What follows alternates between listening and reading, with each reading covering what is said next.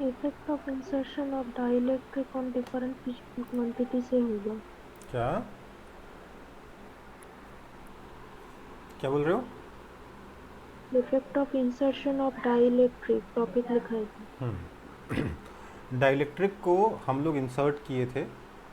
हमने उसमें देखा था कि डाइल आपका क्या नाम है, कैपेसिटेंस पे क्या फ़र्क पड़ा था, है ना। मैंने लास्ट में टॉपिक लिखाया था effect of insertion of dielectric on different quantities related to capacitor, है ना। है ना,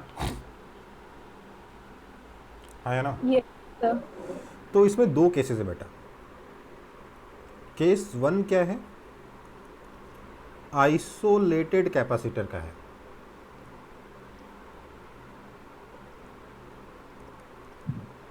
डाइलेक्ट्रिक इंसर्ट करेंगे एक आइसोलेटेड कैपेसिटर का जो कि ऑलरेडी चार्ज्ड है, पहले से चार्ज था। आइसोलेटेड है, आइसोलेटेड का मतलब किसी चीज़ से कनेक्टेड नहीं, कोई बैटरी लगी हुई नहीं, ठीक है। तो समझिए बात को, मेरे पास ये कैपेसिटर की दो प्लेट्स हैं।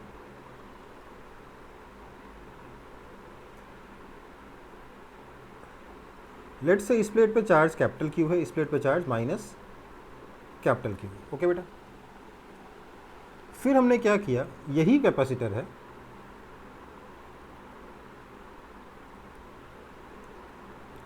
लेकिन नई सिचुएशन में इस कैपेसिटर के अंदर हम लोगों ने डाइलेक्ट्रिक को इंसर्ट कर दिया। Dielectric of dielectric constant K has been inserted inside this capacitor. Okay बेटा, कोई दिक्कत? No sir. तो क्या चार्ज पे कोई इफेक्ट पड़ेगा?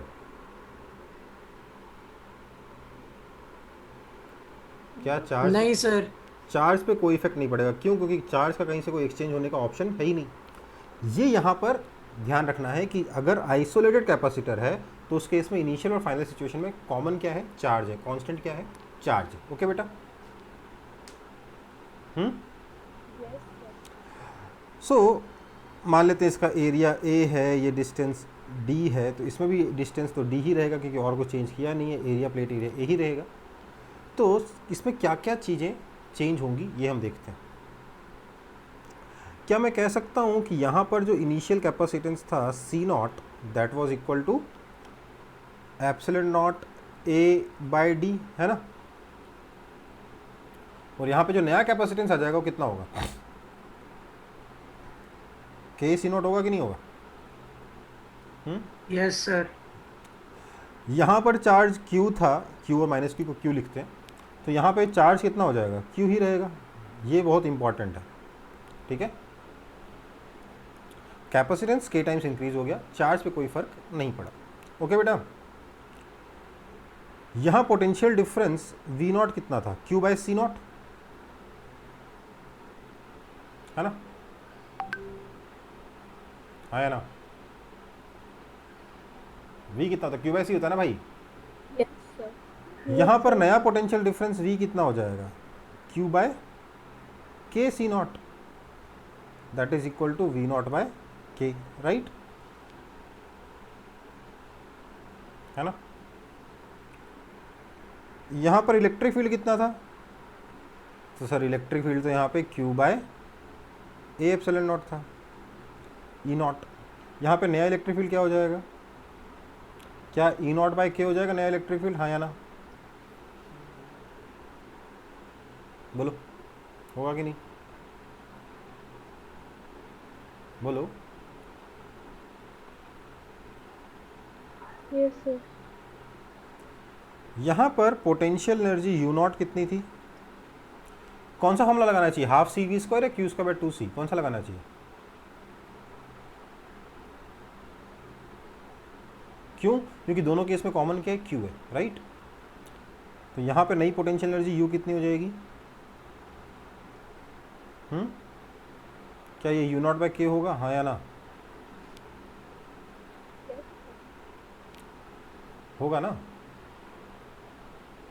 आपकी आवाज़ क्यों नहीं आ रही मुझे? यस सर होगा। सो ये इफ़ेक्ट्स हैं आपके कुछ क्वांटिटीज़ पर। कौन कौन सा?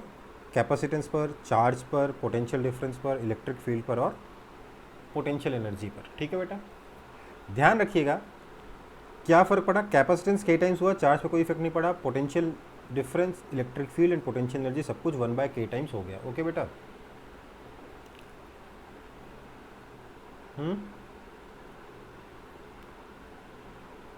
Yes sir. कॉपी कर लो, यस सर। कॉपी कर लो।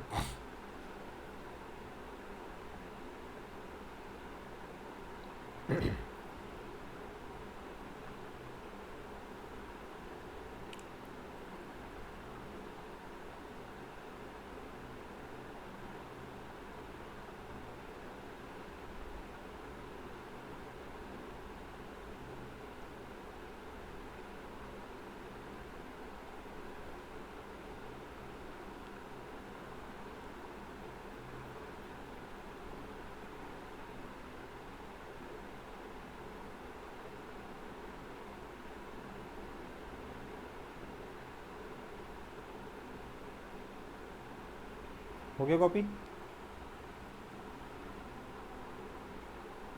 Yes sir.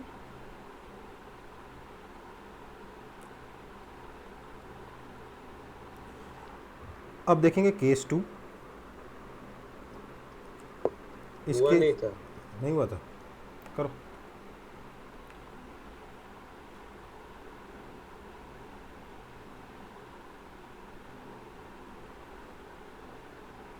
हो गया। हो गया। अब देखेंगे केस 2। केस 2 में क्या है,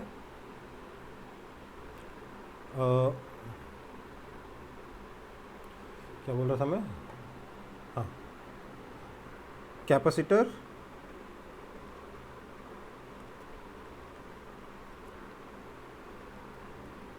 connected to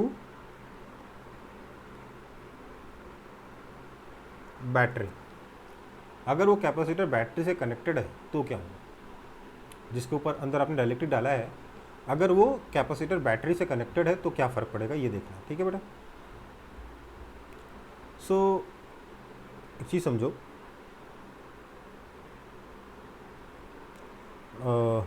capacitor connected to battery है ना, हाँ, मेरे पास ये कैपेसिटर की 2 प्लेट्स हैं।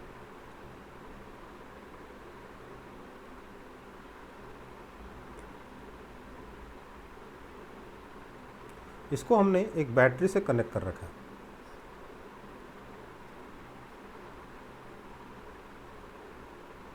बैटरी के अक्रॉस पोटेंशियल डिफरेंस कितना है, V है। और इसके बाद हमने वही कैपेसिटर की जो 2 प्लेट्स थी उनके बीच में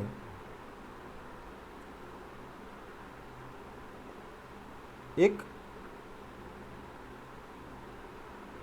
डाइलेक्ट्रिक डाल दिया बैटरी कनेक्ट रखते हुए। बैटरी कनेक्टेड है, डाइलेक्ट्रिक इंसर्ट कर दिया। डाइलेक्ट्रिक कांस्टेंट लेट से K है। ठीक है, कोई दिक्कत? कोई दिक्कत है यहाँ पे? No sir. तो यहाँ पर कैपेसिटेंस कितना था, C0 इज इक्वल टू, चलो C0 मान लेते हैं, ज़्यादा चेंज करने की जरूरत नहीं है। तो यहाँ पर नए केस में कैपेसिटेंस कितना हो जाएगा, KC0 हो जाएगा कि नहीं हो जाएगा?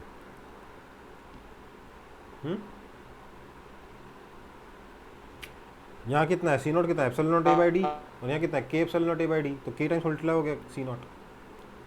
यहाँ का पोटेंशियल डिफरेंस V और यहाँ का पोटेंशियल डिफरेंस V सेम रहेगा, हाँ या ना? क्यों सेम रहेगा पोटेंशियल डिफरेंस? Yes sir. क्योंकि बैटरी कनेक्टेड है सर, बैटरी के क्रॉस पोटेंशियल डिफरेंस कांस्टेंट रहता है ना।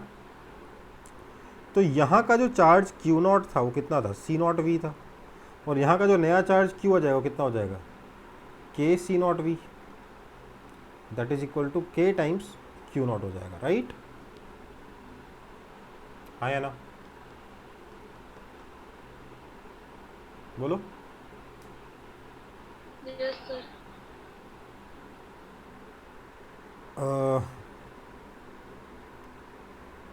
यहाँ पर और क्या आएगा, पोटेंशियल एनर्जी आएगी ना। पोटेंशियल एनर्जी क्या हो जाएगी, half C not V square, और यहाँ पे पोटेंशियल एनर्जी कितनी हो जाएगी, ये यू नॉट है। यहाँ की नई पोटेंशियल एनर्जी क्या हो जाएगी, U is equal to half K C naught into potential difference V का square, that is basically K U naught. कोई दिक्कत? No sir. और कोई क्वांटिटी बची क्या, कुछ ना कुछ तो बचा है, बताओ। इलेक्ट्रिक फील्ड बचा है कि नहीं बचा? यहाँ पे इलेक्ट्रिक फील्ड को क्या मैं v बाय डी लिख सकता हूँ, हाँ या ना?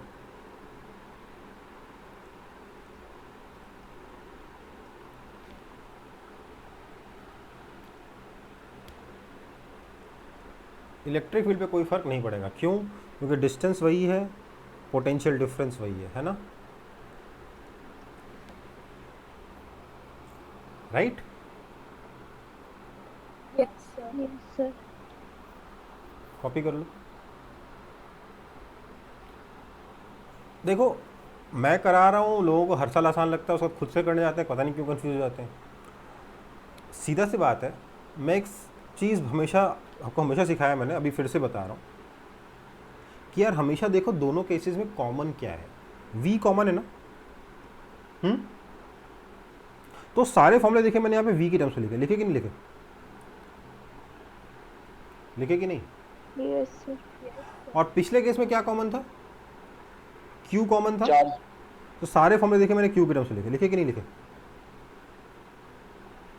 Yes sir. इसलिए मेरा मैं हमेशा आसान लगेगा। और अगर आप अपने मन से कभी जो मर्जी वो फॉर्मूला लगाओगे तो कन्फ्यूजन होना ही होना है, होगा कि नहीं होगा?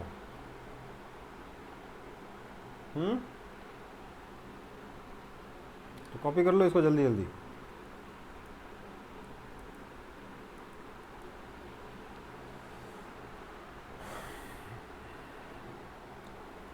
सर रिकॉर्डिंग हो रहा सर? हाँ हो तो रहा है।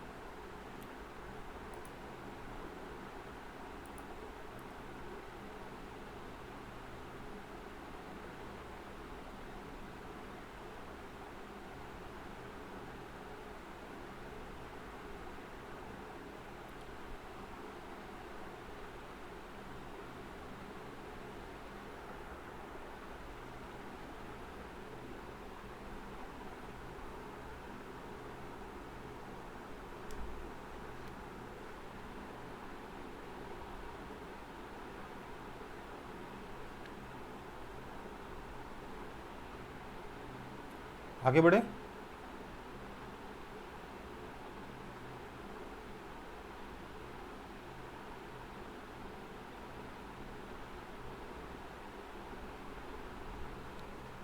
आगे बढ़ रहा हूँ बेटा।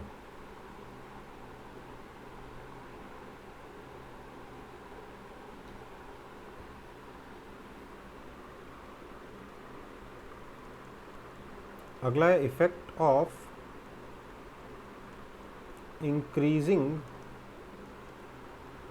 distance between plates।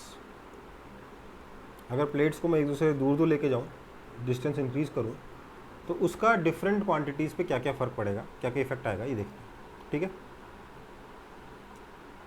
इसमें भी आपका केस 1 है, आइसोलेटेड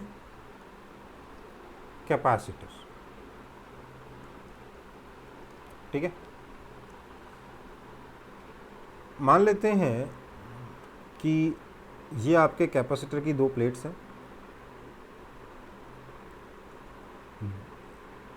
जो पहले से चार्ज्ड है।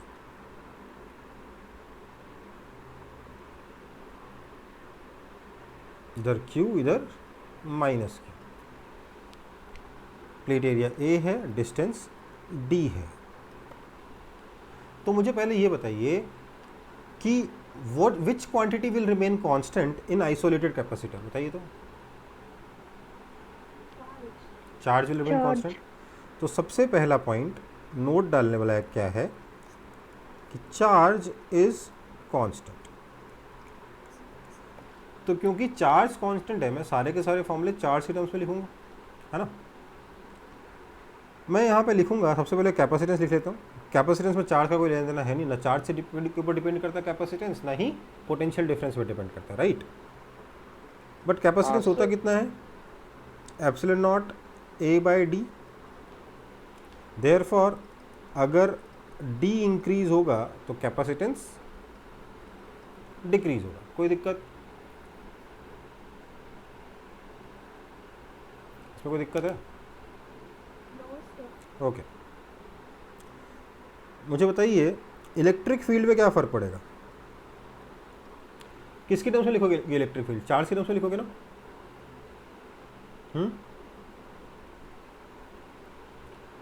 चार्ज की टर्म्स में लिखोगे ना इलेक्ट्रिक फील्ड। कितना होता है चार्ज की टर्म्स में इलेक्ट्रिक फील्ड, कोई बताएगा मेरे को?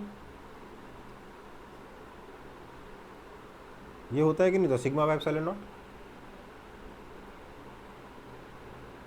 कुछ तो बोल दिया करो यार। Yes, sir. Which is independent of D, so which is a, this is a constant. Electric field पे कोई फर्क नहीं पड़ा। और क्या है? Potential difference.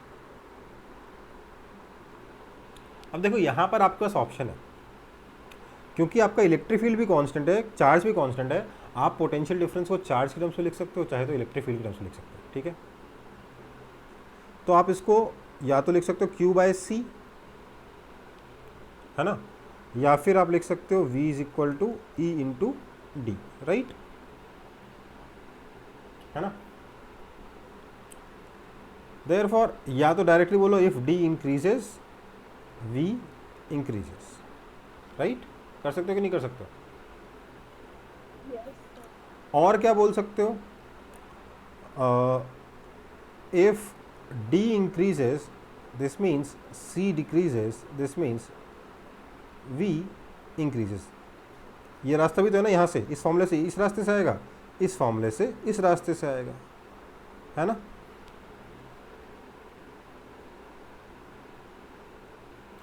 समझ में आई बात? क्योंकि इलेक्ट्रिक फील्ड पे कोई फर्क नहीं पड़ा, इसलिए आप ऐसा कह सकते हैं, ठीक है बेटा। क्या बचा? पोटेंशियल एनर्जी बची ना। पोटेंशियल एनर्जी को क्या लिख सकते हो sir? Q square by 2c लिख सकते हैं। मतलब क्या है, डी इंक्रीज हुआ तो कैपेसिटेंस डिक्रीज हुआ, मतलब पोटेंशियल एनर्जी इंक्रीज हुआ, राइट, हाँ या ना। Yes sir. और दूसरा तरीका क्या है इसका? Potential energy is equal to half epsilon not E square into volume. Half constant है, एप्सिलॉन नॉट कांस्टेंट है, ई चेंज नहीं हुआ, वॉल्यूम इंक्रीज हुआ।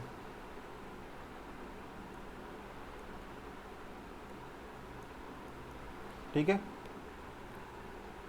कोई दिक्कत? No, sir. तो दो दो रास्ते से निकल रहा है पोटेंशियल डिफरेंस और पोटेंशियल एनर्जी, बट आपको दोनों समझ में आने चाहिए कि आखिरकार क्या चल रहा है। ये फॉर्मूला क्लियर है कि नहीं है? Energy density into volume is energy, है ना।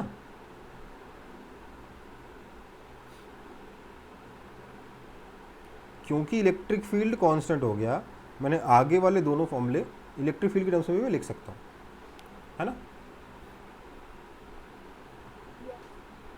तो थोड़ा सा सारे फॉर्मूले से अगर फेमिलियर रहोगे, सब कुछ टिप्स पे रहेगा, तब चीज़ें आसान लगेंगी।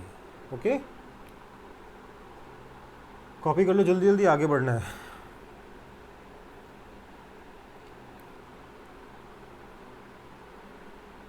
सर हाँ, सर वो लास्ट में क्या लिखे सर वॉल्यूम के बाद? As volume increases potential energy will also increase. क्यों? क्योंकि बाकी सब कुछ तो कांस्टेंट है ना।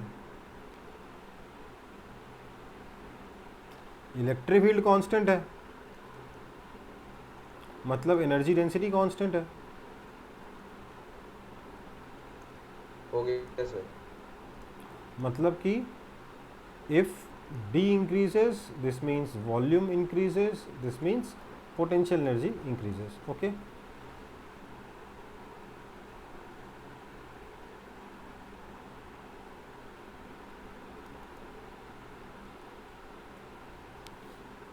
आगे बढ़े।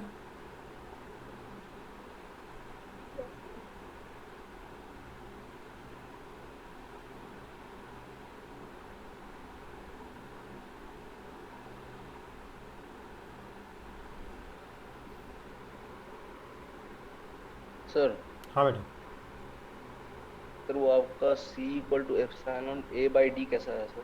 ये तो फॉर्मूला है यार कैपेसिटेंस का।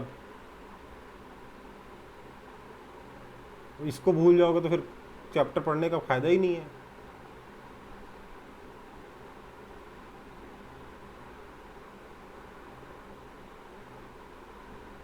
डाइलेक्ट्रिक वाला पढ़ के क्या किया आपने? उसमें तो बिना फॉर्मूले कुछ हो ही नहीं रहा।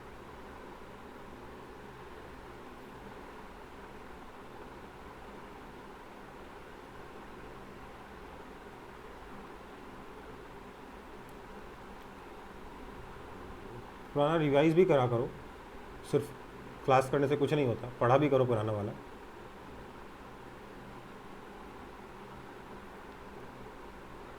आगे बढ़ रहा हूँ।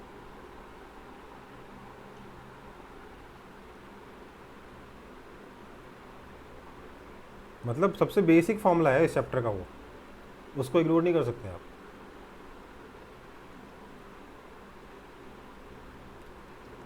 कैपेसिटर के प्लेट्स के बीच में डिस्टेंस तो बढ़ा ही रहे हैं। कैपेसिटर को हमने कनेक्ट कर रखा है बैटरी से, आइसोलेटेड नहीं है, तो उस केस में इन क्वांटिटीज़ पे क्या फ़र्क पड़ेगा?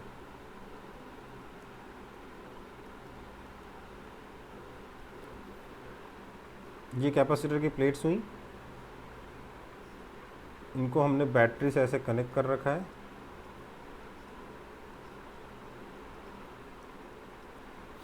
और ये जो डिस्टेंस d है इसको हम इंक्रीज़ कर रहे हैं। ठीक है, तो सबसे पहले तो बात कर लेते हैं कैपेसिटेंस की ही। तो सर कैपेसिटेंस, अच्छा सबसे पहले क्या कांस्टेंट रहेगा वो देख लेते हैं। तो पोटेंशियल डिफरेंस क्योंकि बैटरी से कनेक्टेड है, it will remain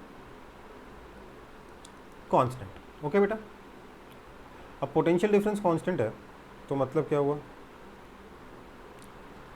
potential difference क्योंकि कांस्टेंट है, मैं कह सकता हूँ कि अच्छा इसकी ज़रूरत नहीं, ये यहाँ से कुछ कंक्लूजन नहीं निकालना, और भी चीज़ें निकल जाएंगी, बट पहले कुछ और निकालना है। दूसरा आपका कैपेसिटेंस के बारे में बात करते हैं, तो कैपेसिटेंस कितना हो जाएगा?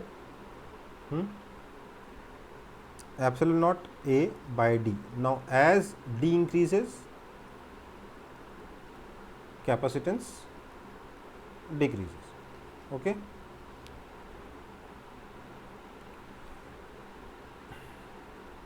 और कौन सी क्वांटिटी है?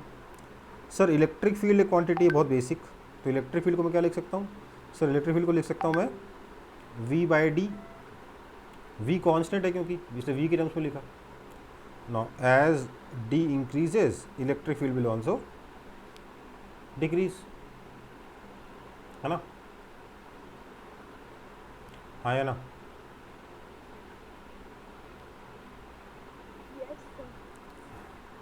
चार्ज पे क्या फ़र्क पड़ेगा? तो सर चार्ज होता है CV, as D increases this means C decreases, which means charge decreases. Okay, ठीक है। पोटेंशियल एनर्जी पे क्या फ़र्क पड़ेगा सर? तो सर पोटेंशियल एनर्जी होता है half CV², as D increases which means capacitance decreases, that means potential energy decreases. तो electric field, charge, potential energy सब कुछ डिक्रीज होगा, कैपेसिटेंस भी डिक्रीज होगा। ओके बेटा,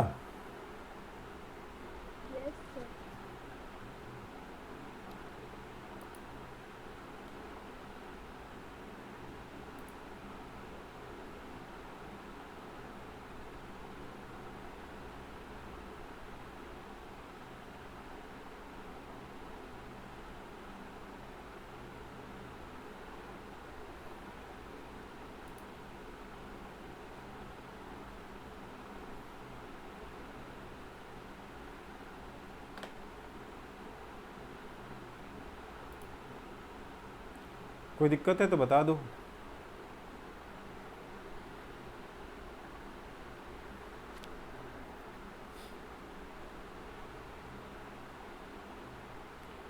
तो कितने फैक्टर से चेंज होगा ये भी आपको समझ में आ रहा है, क्योंकि फॉर्मूले में D तो आ ही रहा है ना। हाँ या ना? D को डबल करेंगे तो कैपेसिटेंस हाफ हो जाएगा, इलेक्ट्रिक फील्ड भी हाफ हो जाएगा। Q CV है, सी हाफ हो चुका है, वी सेम रहा, इसलिए आधा हो जाएगा, पोटेंशियल एनर्जी भी आधी हो जाएगी, ठीक है, अगर डी को डबल कर दोगे तो ये कैसे समझ में आ गए, आइसोलेटेड वाला और कनेक्टेड टू बैटरी वाला, हाँ या ना। क्या ध्यान रखना है कि कांस्टेंट कौन सी क्वांटिटी है, ठीक है बेटा। आगे बढ़ता हूँ फिर।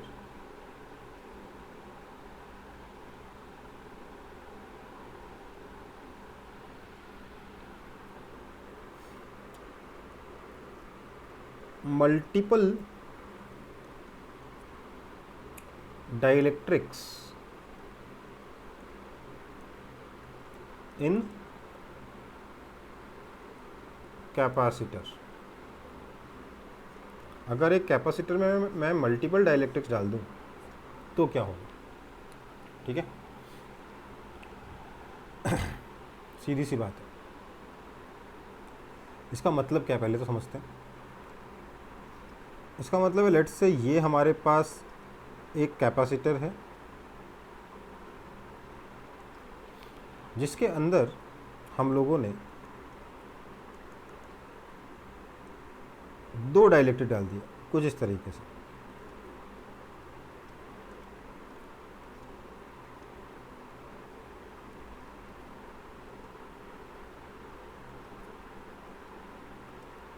ठीक है। ये डिस्टेंस भी d/2 है, ये डिस्टेंस भी d/2 है। ओरिजिनल कैपेसिटेंस C0 था डाइलेक्ट्रिक के बिना,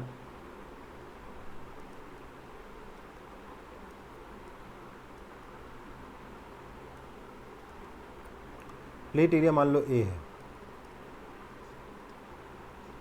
मतलब C0 कितना था बताइए तो, कोई बता सकता है मुझे। ये केस 1 है, ठीक है, बहुत सारे केसेस होंगे, ये पहला केस है जिसमें हमने दो डाइलेक्ट्रिक इस तरीके से रखे, ठीक है, ओके बेटा।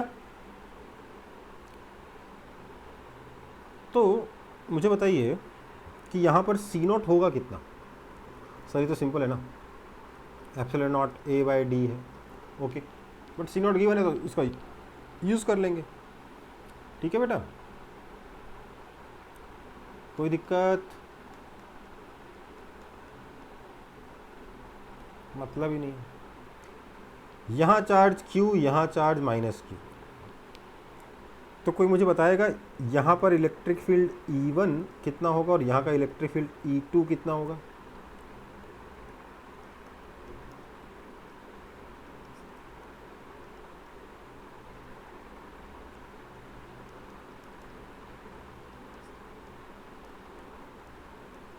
इसमें किसी को दिक्कत, यार अगर आप लोग कुछ बोलोगे नहीं तो मैं तो ऐसे पढ़ाता चला जाऊंगा ना, रुकूंगा ही नहीं। नहीं सर, समझ गया, दिक्कत नहीं है। यहाँ का इलेक्ट्रिक फील्ड और यहाँ का इलेक्ट्रिक फील्ड दोनों लिख लिया हमने, Q/A एप्सिलॉन नॉट होता है इलेक्ट्रिक फील्ड, डाइलेक्ट्रिक डालिए तो K1 एप्सिलॉन नॉट और K2 epsilon not, right. So potential difference कितना हो गया सर, पोटेंशियल डिफरेंस हो गया E1 into d/2 plus E2 into d/2, यही हुआ ना। हाँ sir. That is equal to कितना आया, इसको इंटू d/2, इसको इंटू d/2, तो Q/A एप्सिलॉन नॉट तो कॉमन आ जाएगा, into d/2K1 plus d/2K2, d भी कॉमन आ जाएगा, Q/D/A एप्सिलॉन नॉट या 2 एप्सिलॉन सर नॉट 2 भी। Into 1/K1 plus 1/K2, right.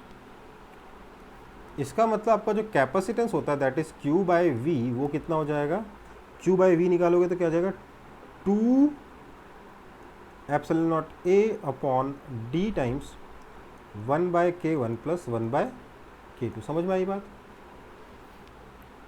हाँ या ना। ये तो हो गया आपका मेथड 1, ठीक है।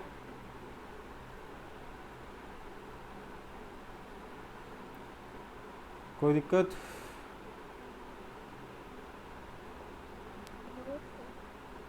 अब चाहो तो आप epsilon not a by D को क्या बोल सकते हो, सी नॉट बोल सकते हो।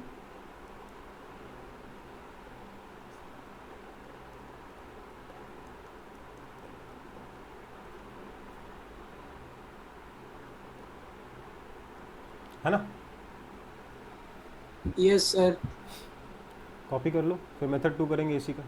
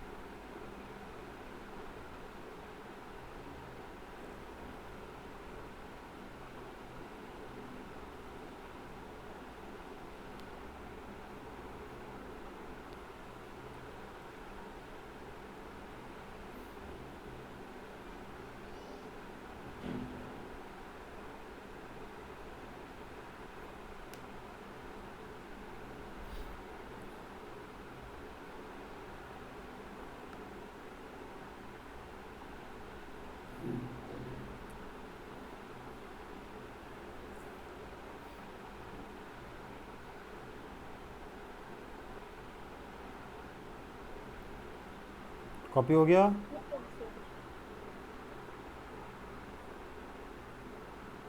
यस सर, हो गया। चलो फिर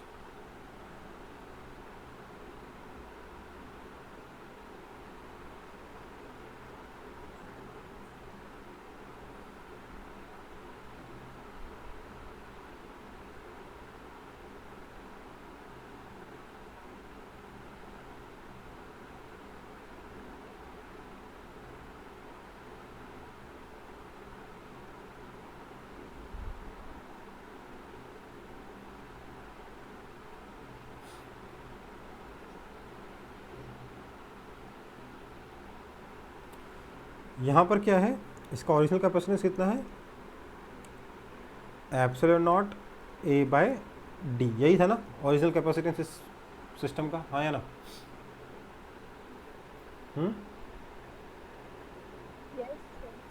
यही था। अब मैं क्या कर रहा हूँ, मैं मेथड 2 में बोल रहा हूँ कि हमारे पास यहाँ एक कैपेसिटर नहीं बचा है, दो कैपेसिटर हो गए हैं। एक वो जिसमें डाइलेक्ट्रिक K1 है और एक वो जिसमें डाइलेक्ट्रिक K2 है। मतलब कि यहाँ का एक कैपेसिटेंस है C1 और यहाँ का एक कैपेसिटेंस है C2, दोनों सीरीज में है। ठीक है, दिस इज इक्विवेलेंट टू क्या हो जाएगा,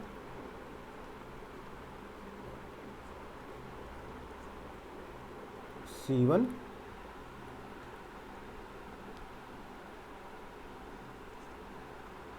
C2। ठीक है,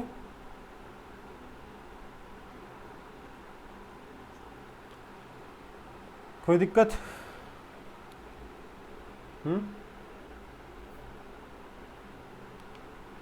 C1 कितना हो जाएगा, कोई बताएगा? सर C1 हो जाएगा K1 epsilon not A upon D by 2, that is equal to 2K1 C not, है ना।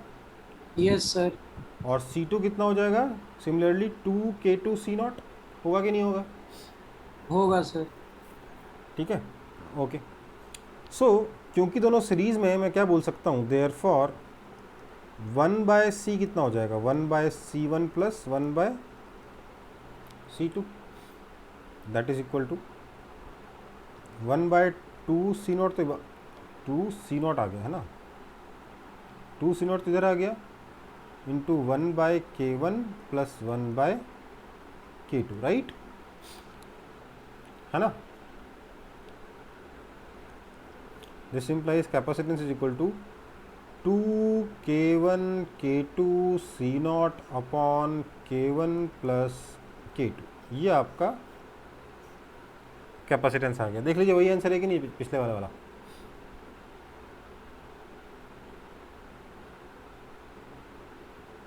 चलो, अगर ये पिछली बार हमने इस फॉर्म में तक नहीं लिखा था, हमने क्या लिखा था, हमने लिखा था 2C not upon 1/K1 plus 1/K2, यही लिखा था ना, राइट? Yes, sir. आगे आंसर क्यों नहीं आया? Sir, इसको आप दो separate capacitors क्या? सर आप इस सिस्टम को दो सेपरेट कैपेसिटर माने हैं। हाँ, क्यों माना, समझिए बात को। आप देख रहे हो कि सर यहाँ पर चार्ज Q है, बीच में इलेक्ट्रिक फील्ड E1 है, यहाँ जाके इलेक्ट्रिक फील्ड E2 होता है और यहाँ पे चार्ज -Q, यही देख रहे हो ना आप? हाँ सर। मैं देख रहा हूँ ये जो बीच में बाउंड्री है, इसमें इधर चार्ज -Q, इधर चार्ज +Q है, ठीक है? कोई फर्क पड़ा? हाँ, नहीं ना? हालांकि ये भी नहीं है, अंदर डिटेल में जाओगे तो और भी कुछ है, उस पर बाद में जाएंगे। तो इफेक्टिवली एक कैपेसिटर इधर हो गया, एक कैपेसिटर इधर हो गया, हुआ कि नहीं हुआ? Yes sir. तो एक्चुअली अंदर में सरफेस वगैरह, इलेक्ट्रिक के सरफेस पे कितना चार्ज आया वगैरह वगैरह, वो सब भी कैलकुलेशन हो सकती है, बट फिलहाल मैं उसमें नहीं पढ़ रहा, वो आपको बेकार में कंफ्यूज करेगा। अभी के लिए ये करने में भी कोई ख़राबी है क्या? कुछ दिख रहा है? नहीं दिख रहा ना? तो एक कैपेसिटेंस यहाँ हो गया, एक कैपेसिटेंस यहाँ हो गया, ठीक है? दोनों सीरीज़ में है, सीरीज़ में ना दोनों, क्योंकि हाँ दोनों सीरीज़ में, तो इसलिए काम हो गया, ठीक है? आगे बढ़े फिर। Yes sir. चलो, ये केस 1 हुआ है। केस 2,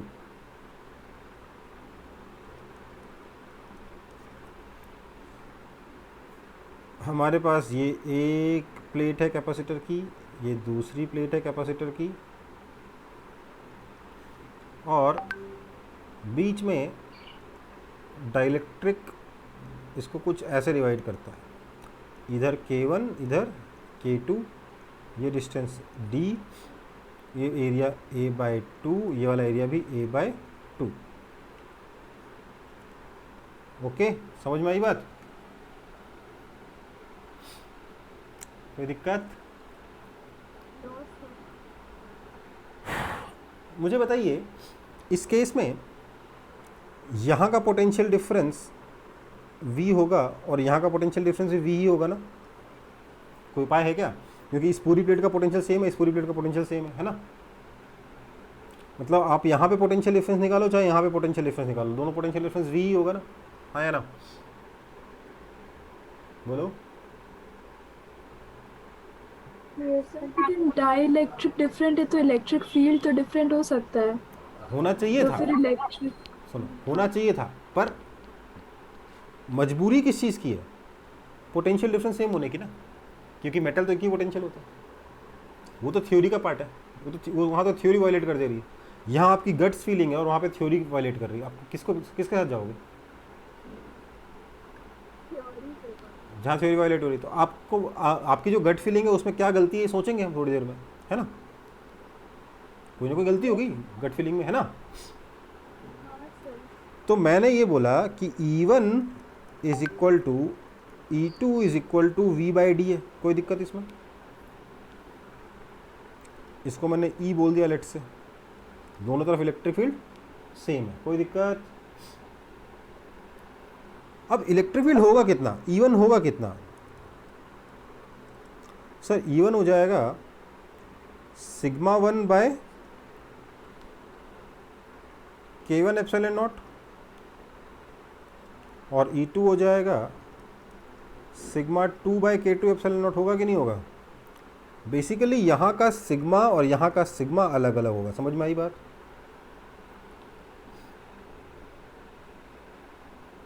समझ में आया कि नहीं? इलेक्ट्रिक फील्ड को तो सेम होना जरूरी है। आपने बोला सर डाइलेक्ट्रिक अलग अलग है, इलेक्ट्रिक फील्ड अलग अलग होना चाहिए, क्योंकि आपके दिमाग में पूरे प्लेट में सिग्मा सेम रहेगा, पर होगा क्या? ऊपर का सिग्मा अलग होगा, नीचे का सिग्मा अलग होगा। ओके, अब क्लियर है कॉन्सेप्ट? Yes sir. ओके, सो यहाँ से मैं अब, क्योंकि दोनों के इसमें V सेम है, मेरे को शुरुआत V से ही करनी चाहिए ना क्वेश्चन की। हाँ है ना? तो मैं यहाँ पे बोल रहा हूँ दिस इम्प्लाइज आपका σ1 हो जाएगा K1 एप्सिलॉन नॉट। E1 कितना है? V/D, और σ2 कितना हो जाएगा? K2 epsilon not V by D, कोई दिक्कत?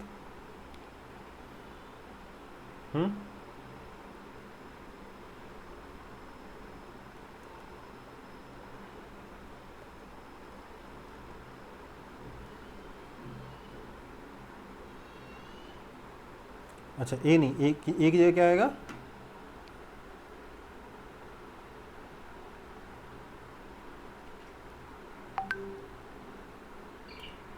K1 epsilon not V by D into A by two आएगा ना, क्योंकि एरिया ए बाई टू है ना भाई यहाँ पे।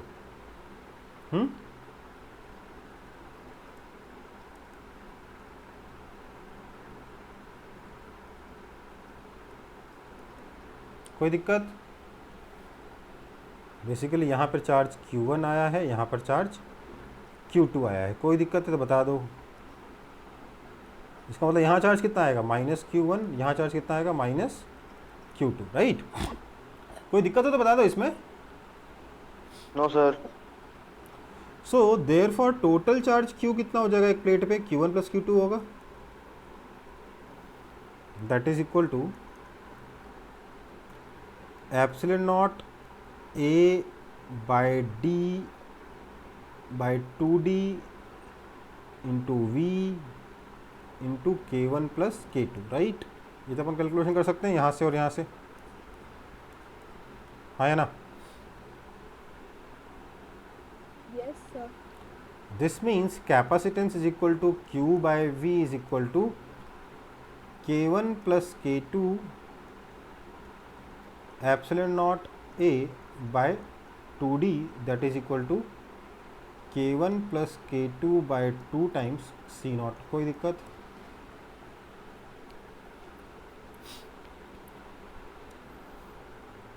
कोई दिक्कत हो तो बता दो।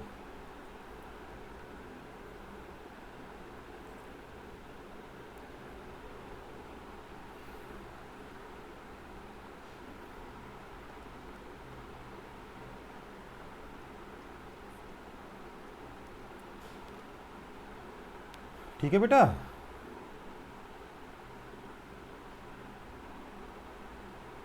Yes, sir. इसका ऑल्टरनेट मेथड देख लेते हैं। एक बेसिकली क्या है, इधर C1 है, इधर C2 है, और आपस में दोनों पैरेलल में। क्यों? क्योंकि ऊपर वाला कैपेसिटर और नीचे वाला कैपेसिटर, इधर -σ1 इधर -σ2, राइट? दोनों के पीछे पोटेंशियल, दोनों का पोटेंशियल डिफरेंस सेम है ना, दोनों Yes, पैरेलल में sir. है ना? ध्यान रखिएगा, दोनों का पोटेंशियल डिफरेंस सेम है, इसलिए दोनों पैरेलल में है। ओके, सो मैं कह सकता हूँ therefore C is equal to C1 plus C2, that is equal to C1 कितना हो जाएगा sir? K1 epsilon not A by 2D plus K2 epsilon not A by 2D, that is equal to K1 plus K2 by 2 into C not, right? कौन सा आसान है? Second वाला आसान ही है ऑब्वियसली, है ना? देखो, पहला वाला कॉन्सेप्ट बिल्डअप के लिए है, दूसरा वाला क्वेश्चन सॉल्व करने के लिए, ठीक है? इलेक्ट्रिक फील्ड के बारे में पूछ लिया, किसी चीज़ के बारे में पूछ लिया, तो आपको कॉन्सेप्ट तो पूरा क्लियर होना चाहिए। पहले वाले मेथड से कॉन्सेप्ट क्लियर कर रहे हैं, और दूसरा वाला मेथड हम लोग यूज़ करेंगे क्वेश्चन सॉल्व करने के लिए। अगर कैपेसिटेंस पे बेस्ड क्वेश्चन आता है, इलेक्ट्रिक फील्ड वगैरह के बारे में पूछा जाएगा, तो ऑब्वियसली फर्स्ट मेथड यूज होगा, ठीक है?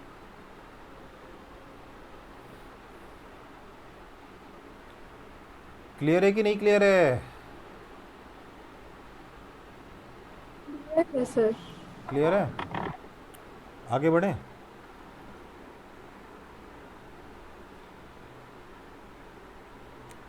आगे बढ़ूं?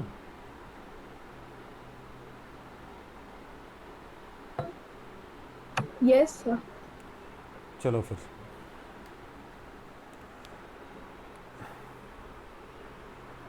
केस 3, बहुत सारे केसेस है, बोला था ना?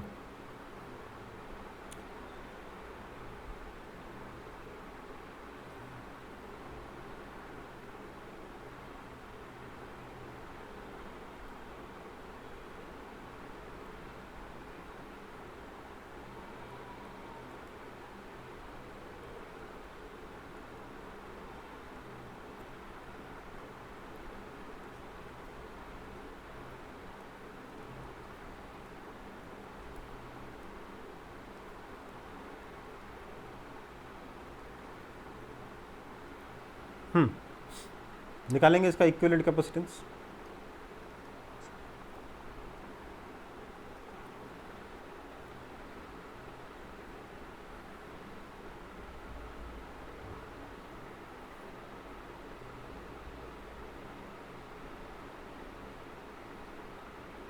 क्या करना चाहिए बताइए। देखो आपको सी नॉट पता है कितना, epsilon not a by D आपको लेट से मालूम है। अब इसका कैपेसिटेंस K1 K2 K3 और सी नॉट की टर्म से निकालना है, ठीक है। ओके, तो हम क्या बोलेंगे यहाँ पर, ये क्या है, ये दोनों सीरीज में और इसके साथ ये पैरेलल में, यही है ना। Yes, sir. So this is C1, this is C2 and this is C3। यहाँ C1 कितना है,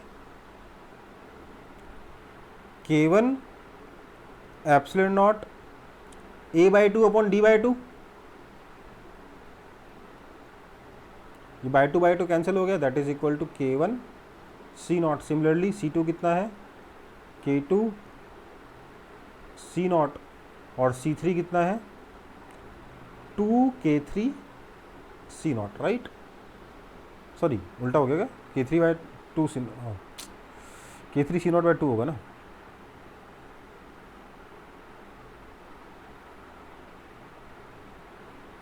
यही होगा ना। बोलो। देयरफॉर C इक्विवेलेंट कितना आ जाएगा, C3 में इनका सीरीज ऐड हो जाएगा, और दो कैपेसिटेंस का सीरीज कितना होता है 2C1 C2 अपन C1 प्लस C2 होगा कि नहीं होगा।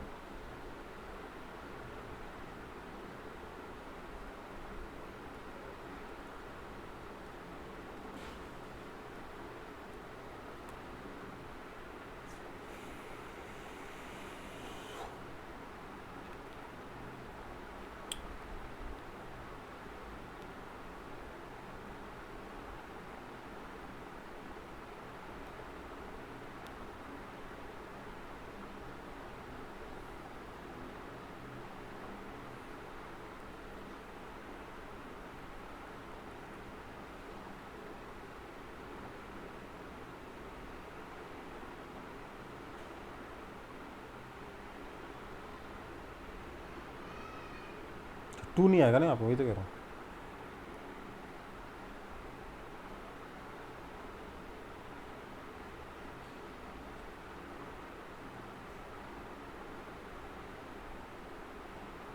ठीक है, अब आंसर सही है। ये तो सीरीज का निकाल सकते हो ना यार, कि नहीं निकाल पाओगे। निकाल लेंगे सर।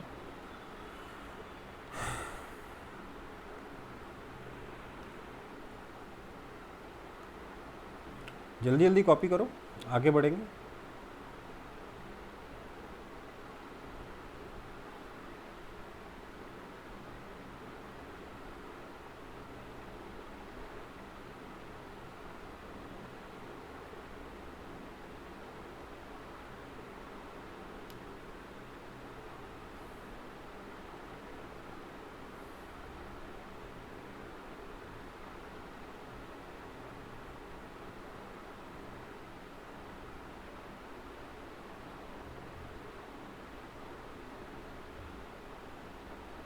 तो ये कैपेसिटेंस हो गया, मतलब ये कॉम्बिनेशन भी हो गया। आगे बढ़ूँ।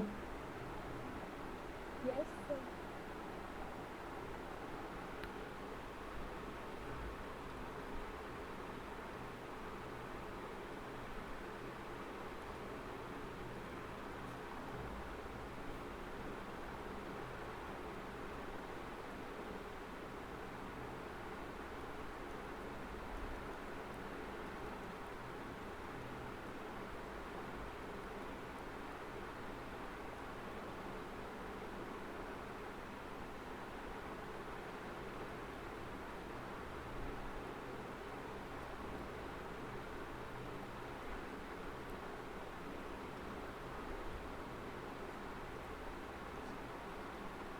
कैलकुलेशन आसान करने के लिए सारे A/2 और D/2 ही कर रहा हूँ मैं, ठीक है।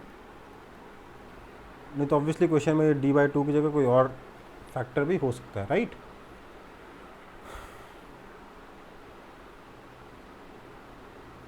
यहाँ पर सी नॉट कितना है? तो सर सी नॉट है epsilon not A by D. बताइए तो इसको क्या करोगे? बोलो क्या करोगे? ऐसे बनाओगे कि नहीं बनाओगे?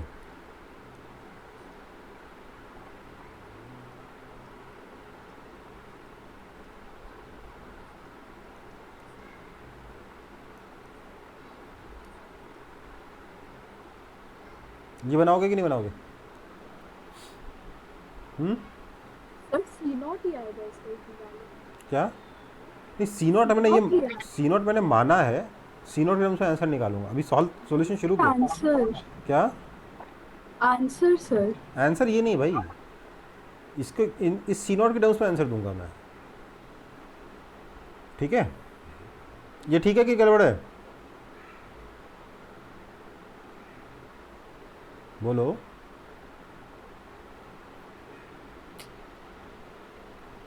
हाँ सर। ये ठीक है?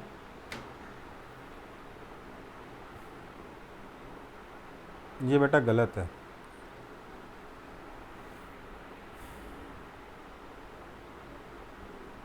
क्यों गलत है? इसीलिए पहले जो मैं दूसरा वाला मेथड सिखा रहा था ना, वो ज़रूरी था। नहीं तो ये वाला क्यों गलत है कभी समझ में नहीं आएगा। ठीक है बेटा, क्यों गलत है ये सोच सकते हो? मैंने बता दिया गलत है, सोचो क्यों गलत है ये।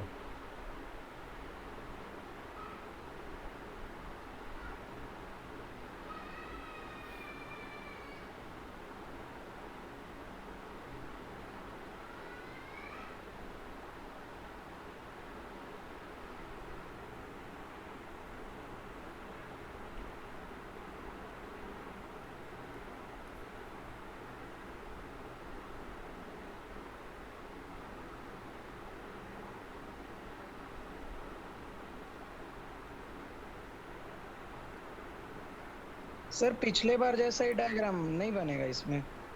वही तो बनाया है, तो गलत बता रहा हूँ ना उसको। वैसे ही न किया है पर गलत हो रहा है। ये क्यों गलत है बता देता हूँ।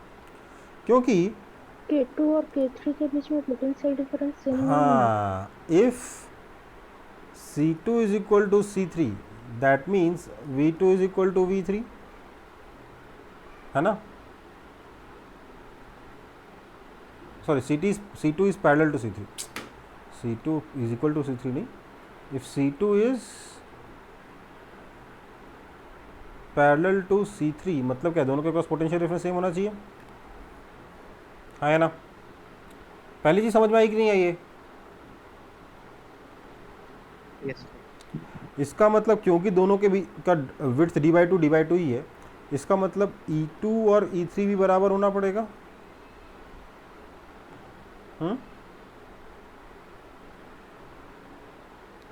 राइट? Yes, sir. इसका मतलब ये हो गया बेटा कि अगर E2 और E3 बराबर है तो इसका मतलब ये हो गया कि क्या करेंगे, यहाँ का इलेक्ट्रिक फील्ड यहाँ का इलेक्ट्रिक बराबर है, मतलब कि sigma 2/K2 epsilon not is equal to sigma 3/K3 epsilon not. इसका मतलब sigma 2 is not equal to sigma 3, right? है ना?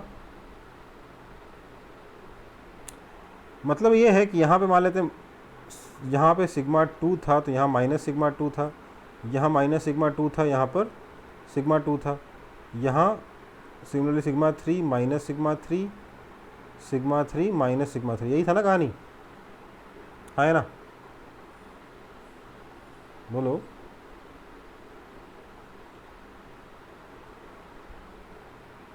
दैट मीन्स क्योंकि सिग्मा 2 और सिग्मा 3 इक्वल नहीं है, मतलब यहाँ का इलेक्ट्रिक फील्ड और यहाँ का इलेक्ट्रिक फील्ड इक्वल नहीं है ना?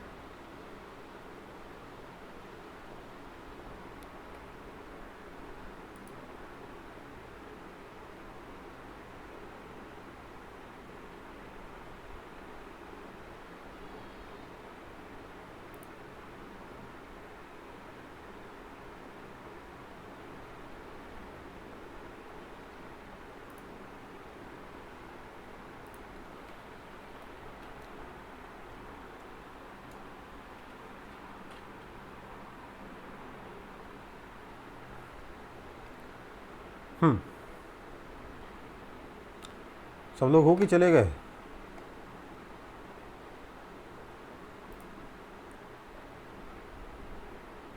है सर। हाँ, क्योंकि सिग्मा 2 और सिग्मा 3 इक्वल नहीं होगा बेटा, तो मतलब क्या कह सकता हूँ, electric field in upper half and lower half equal नहीं होगा।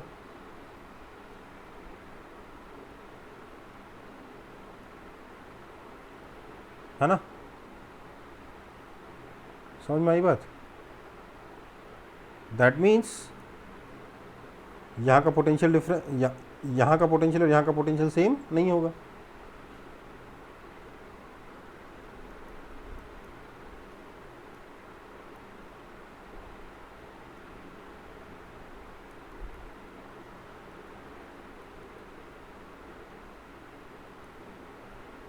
दैट मीन्स पैरेलल नहीं है। समझ में आई बात?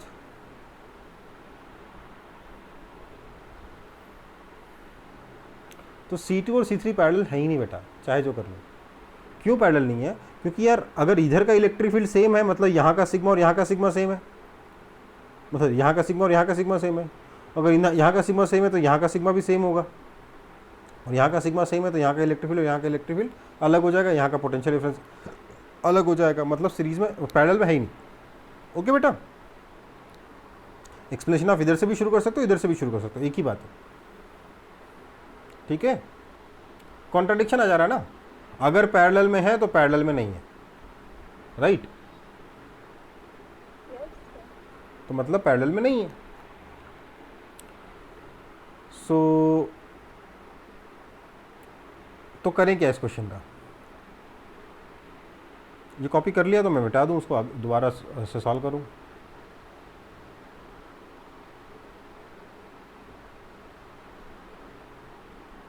सॉल्व करूं?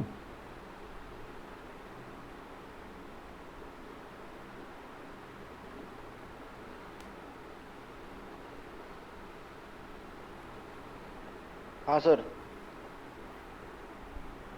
मिटा रहा हूं।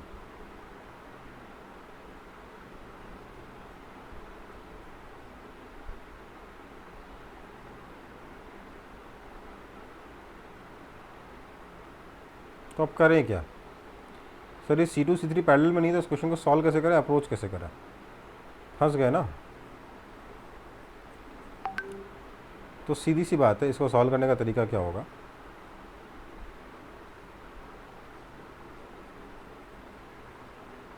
हम बोलेंगे कि दिस इज इक्विवेलेंट टू, ये प्लेट है, ये प्लेट है, टक टक टक टक टक टक टक टक टक टक टक टक टक टक, this is K2, this is K3। आप ऐसे देख रहे थे और यहाँ पे K1 देख रहे थे। मैं बोलूँगा मैं इसको ऐसे भी तो देख सकता हूँ कि इधर भी K1 है, इधर भी K1 है। देख सकता हूँ कि नहीं देख सकता?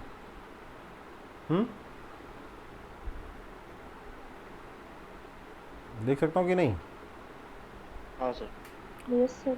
अब मैं बोलूँगा कि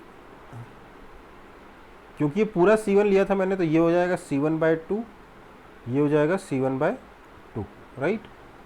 सो this is equivalent to C1/2 C2, C1/2 C3, right? है ना? That is equivalent to C1/2 कितना हो जाएगा सर? ये हो जाएगा K1 C0, ये हो जाएगा K2 C0, ये फिर से कितना है K1 C0, और ये फिर से कितना है K2 C0। ओके बेटा, अब तो सॉल्व हो जाएगा ना कि अभी भी दिक्कत है? अच्छा K3 है, सॉरी। हो जाएगा सर। तो इसका C इक्विवेलेंट में डायरेक्ट लिख के बता दे रहा हूँ आपको। ये हो जाएगा K1 K2 upon K1 plus K2 plus K1 K3 upon K1 plus K3 times C0। ये इसका आंसर होगा। ओके बेटा,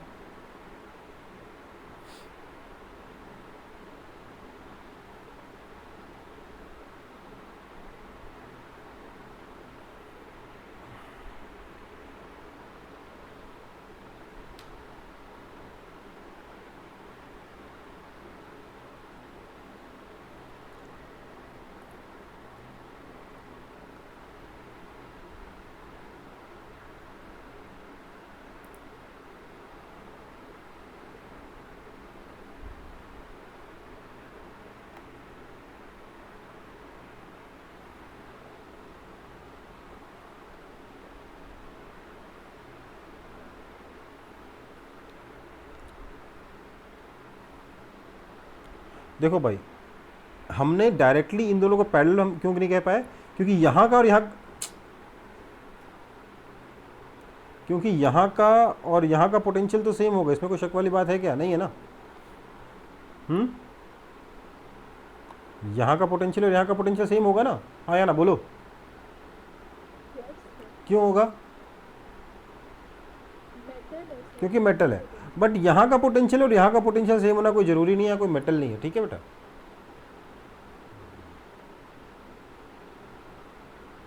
Yes, sir. क्योंकि यहाँ मेटल नहीं है, यहाँ का पोटेंशियल सेम होना जरूरी नहीं है, इसलिए इसका पोटेंशियल डिफरेंस और इसका पोटेंशियल डिफरेंस सेम होना जरूरी नहीं है, इसलिए इन दोनों को हम पैरेलल नहीं कह सकते, ठीक है? ठीक है, हाँ या ना? हाँ सर। आगे बढ़े।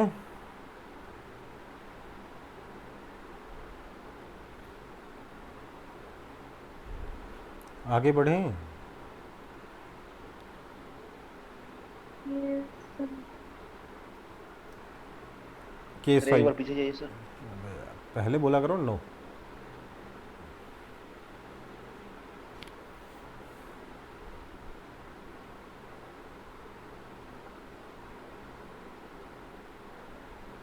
हो गया सर। नेक्स्ट है केस 5।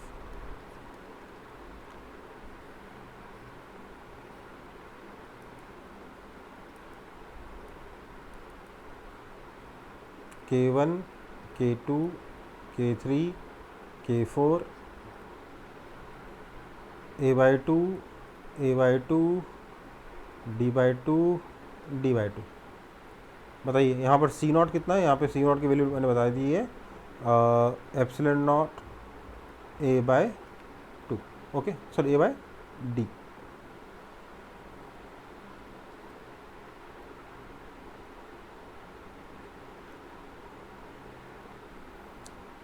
तो बताइए इसका C इक्विवेलेंट कितना होगा? तो यहाँ पर हमारे पास दो ऑप्शन है ना, इसको दो तरीके से सॉल्व कर सकते हैं ना।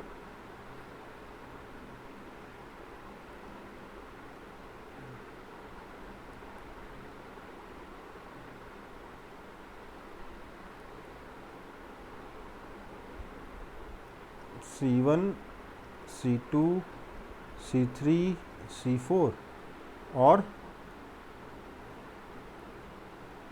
C1, C2, C3, C4 दोनों में से कौन सा सही है?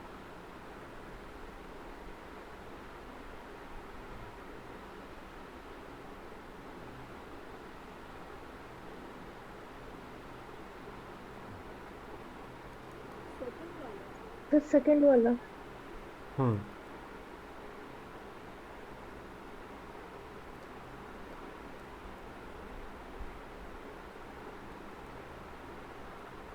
मैं C1 और C3 को पैरेलल में नहीं बोल सकता, क्यों? क्योंकि यहाँ का पोटेंशियल और यहाँ का पोटेंशियल सेम नहीं है ना। सो मैं C1 C3 को पैरेलल नहीं बोल सकता, C2 C4 को पैरेलल नहीं बोल सकता, ये गलत है, ये करेक्ट है। इसलिए आपका C इक्विवेलेंट कितना आ जाएगा? डायरेक्ट लिख सकते हैं हम लोग, C1 C2 upon C1 plus C2 plus C3 C4 upon C3 plus C4, that is equal to K1 K2 upon K1 plus K2 plus K3 K4 upon K3 plus K4 है ये, into C naught, ये value डालकर, ठीक है बेटा। कोई दिक्कत? समझ में आया कि नहीं आया?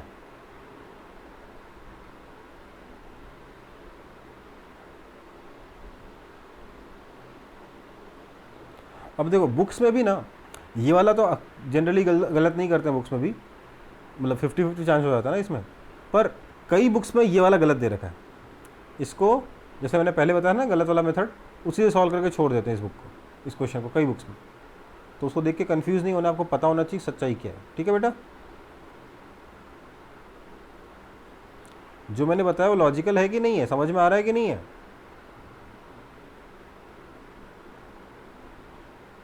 हाँ सर। Yes, sir. ठीक है।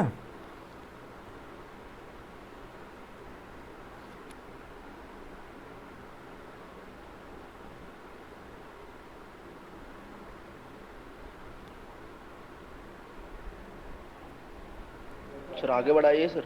हो गया कॉपी? अच्छा अगला वाला था क्या? ओके।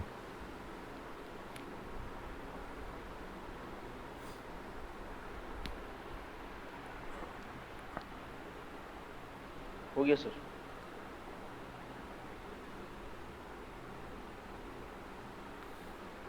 सबका हो गया ना? कॉपी कर लो फटाफट।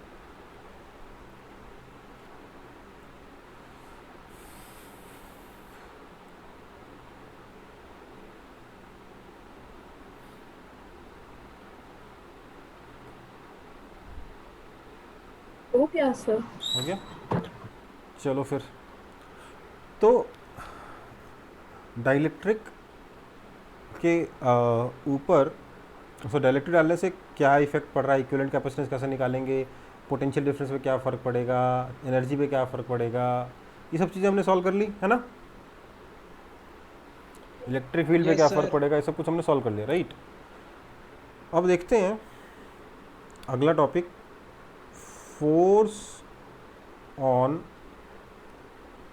Dielectric during insertion in a capacitor। देखो भाई एक बात बताओ, विदाउट डाइइलेक्ट्रिक, मान लेते हैं एक आइसोलेटेड कैपेसिटर है,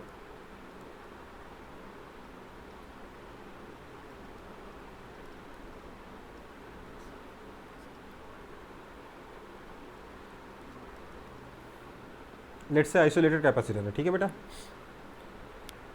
तो मुझे बताओ कि विदाउट डाइइलेक्ट्रिक एनर्जी कितनी होगी?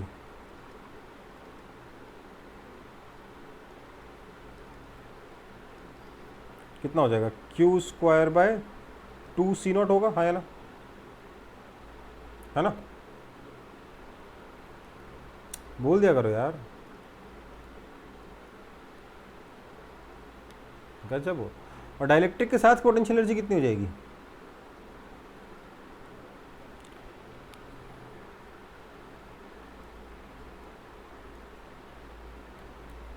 ठीक है।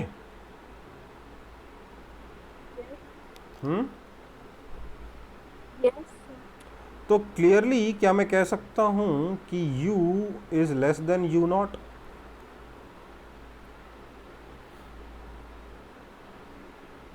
कह सकता हूं कि नहीं? Yes, sir. Potential energy decrease हो रही, मतलब प्रोसेस कैसा है? Process of insertion of dielectric कैसा होगा?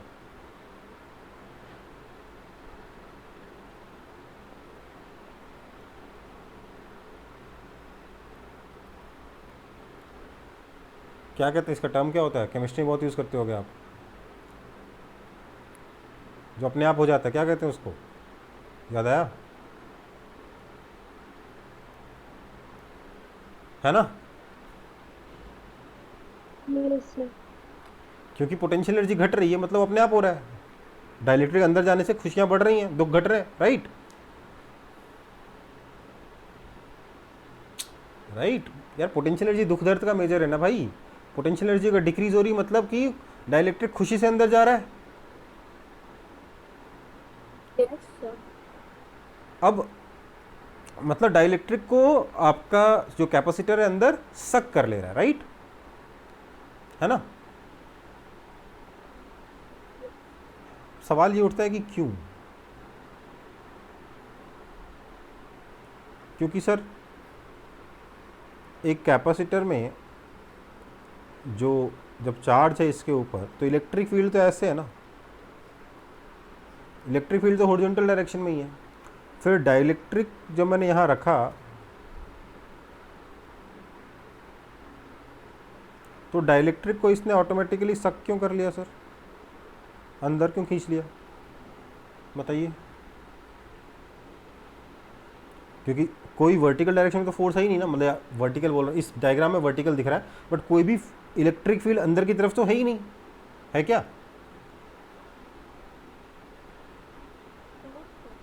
तो अंदर की तरफ फोर्स कैसे लगा? समझ में आ रही बात? क्वेश्चन समझ में आ रहा है कि नहीं? हाँ सर। तो इसका कारण है बेटा एंड इफेक्ट। देखो क्योंकि आपका जो कैपेसिटर वो इन्फाइनाइट साइज का नहीं है, अंदर इलेक्ट्रिक फील्ड ऐसा होगा, यूनिफॉर्म होगा, बट कोने में इलेक्ट्रिक फील्ड कैसा होगा, सॉरी, कोने में जाके इलेक्ट्रिक फील्ड कैसा हो जाएगा, थोड़ा सा ऐसा और ऐसा। समझ में आई बात? समझ में आया कि नहीं? सिमिलरली यहाँ पर भी कोने Yes, में sir. इलेक्ट्रिक फील्ड कैसा हो जाएगा, थोड़ा सा ऐसा और ऐसा। ठीक है, इसको क्या बोलते हैं हम लोग? एंड इफेक्ट कहते हैं। क्या कहते हैं इसको? And effect. इसको हम लोग हमेशा इग्नोर करके चलेंगे, बस यहाँ पे एक्सप्लेन करने के लिए मुझे इसकी ज़रूरत थी, इसलिए बताना पड़ा। अब देखो इलेक्ट्रिक फील्ड अगर ऐसा है तो डाइलेक्ट्रिक में चार्ज कैसा इंड्यूस हुआ होगा? इधर नेगेटिव चार्ज इंड्यूस हुआ होगा और इधर पॉजिटिव चार्ज इंड्यूस हुआ होगा, है ना? हाँ, है ना? तो नेगेटिव चार्ज पे फोर्स किधर लगेगा? ऐसे लगेगा। और पॉजिटिव चार्ज पे फोर्स किधर लगेगा? ऐसे लगेगा। तो नेट फोर्स अंदर की तरफ आया कि नहीं आया? बोलो। Yes sir. तो इसी फोर्स की वजह से ये डाइलेक्ट्रिक अंदर घुस जाएगा। ठीक है, समझ में आई बात? तो वाई का एक्सप्लेनेशन ये था, due to end effect where electric field is slightly distorted, the dielectric experiences a force inwards। अब कितना लगता है थोड़ी देर में कैलकुलेट करते हैं, लेकिन फोर्स किधर लगता है? अंदर की तरफ लगता है। ओके बेटा?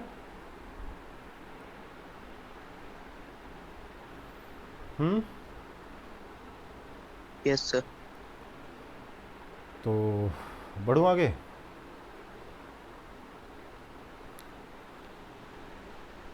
हाँ सर। सर कॉपी कर रहे हैं। करो करो, जल्दी करो, जल्दी करो, जल्दी करो।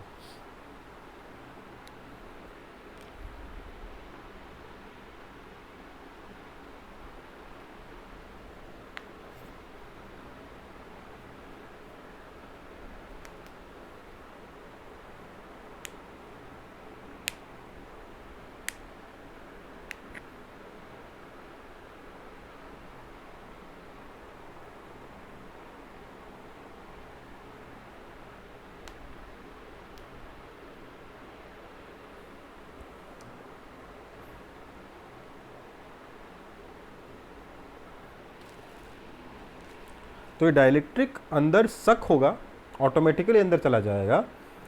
ये हम लोगों ने पोटेंशियल एनर्जी से भी देख लिया और फोर्स से भी देख लिया। कितना फोर्स लगेगा ये निकालना बाकी है ना?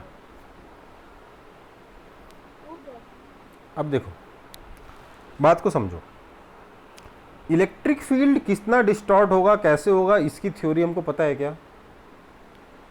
पता है क्या? नहीं पता। तो इलेक्ट्रिक फील्ड से हम इसका फोर्स नहीं निकाल पाएंगे।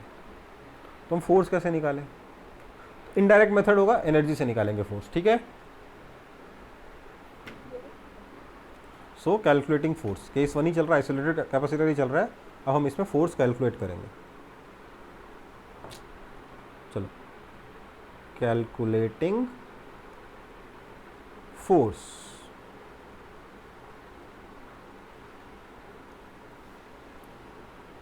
फोर्स कैसे कैलकुलेट होगा, कोई बता सकता है मुझे?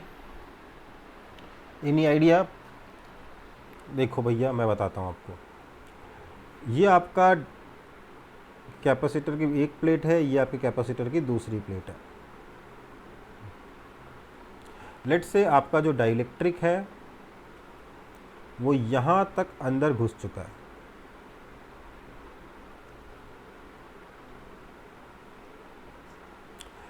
इसकी हाइट मान लेते हैं h है, विड्थ मान लेते हैं w है, और ये डिस्टेंस आपका d पता ही है आपको, है ना? अभी तक हमें सिर्फ प्लेट का एरिया चाहिए था, अब विड्थ और हाइट चाहिए। ठीक है, तो एरिया ए कितना हो जाएगा सर? एरिया ए हो जाएगा विड्थ इनटू हाइट। ओके, कोई दिक्कत? अब जब ये डाइलेक्ट्रिक अंदर आ चुका है, जब ये डाइलेक्ट्रिक अंदर आ चुका तो हम ये देख लेते हैं कितना अंदर आ चुका है। मान लेते हैं ये अंदर आ चुका है हाइट y से, ठीक है बेटा। सो मैं इसका कैपेसिटेंस लिख सकता हूँ। क्या लिखूँगा? कैपेसिटेंस में लिख सकता हूँ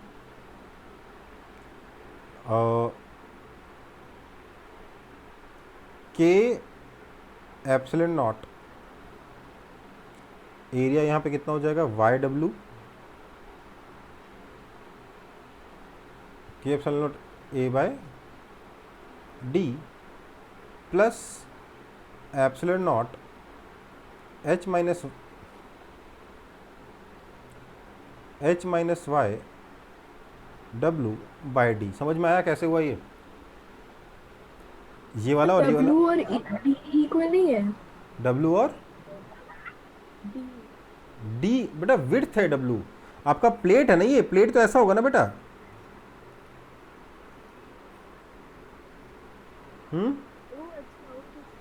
ये विड्थ है W, ये डिस्टेंस है D और ये हाइट है H। Okay okay sir. Clear? ठीक है। सो ये आपका कैपेसिटेंस हो गया। दैट इज इक्वल टू, अगर देखा जाए तो ये है epsilon naught H W by D plus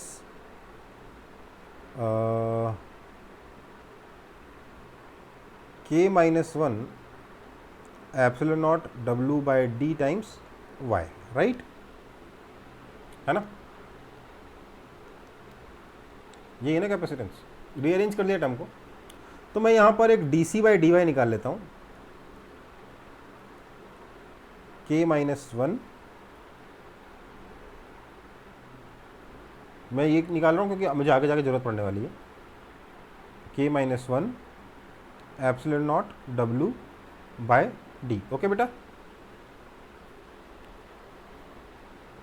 यहाँ तक कोई आपत्ति तो बता दो। ये मेरा इक्वेशन 1 है। कोई दिक्कत? कोई दिक्कत?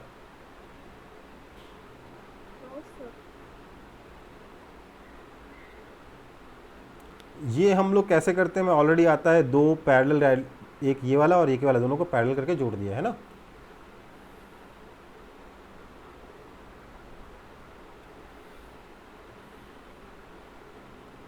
अब मैं क्या बोलूँगा, ये तो मैं बाद में यूज़ करूँगा। अब मेरा असली सॉल्यूशन शुरू होता है। मेरा फोर्स कितना होगा? तो सर फोर्स होगा minus D U by D Y, है ना? यही होगा ना। इसके ऊपर जो फोर्स लगेगा, फोर्स कितना होगा? इसके ऊपर जाने से जिस रेट से पोटेंशियल एनर्जी कम होगी उसी पर फोर्स डिपेंड करेगा।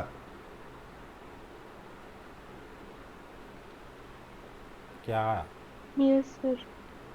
This means this is equal to minus D D Y of potential energy कितना होता है सर? क्योंकि आइसोलेटेड है इसलिए क्यू स्क्वायर बाय 2c,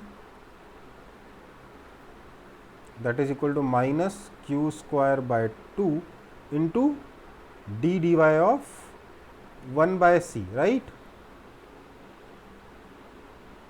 है ना? इसके आगे मैं यहाँ सॉल्व कर रहा हूँ क्योंकि यही जगह है। This is equal to, this implies force is equal to minus Q square by 2 तो था ही, 1 बाय सी का डिफरेंशिएशन वाई के रिस्पेक्ट में, तो पहले सी के रिस्पेक्ट में करेंगे minus 1 by C square into D C by D Y, that is equal to Q square by 2c square into D C Y D Y. Okay बेटा, so ये वाला जो है ना आपका, ये जब यहाँ डालोगे तो आपको आंसर मिल जाएगा। ठीक है बेटा,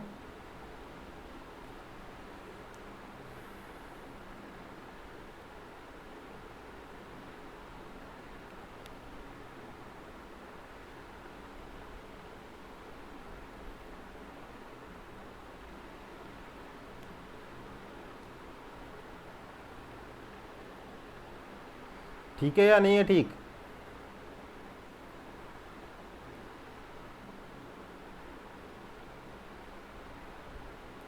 बेटा ये तो डेफिनेशन है ना।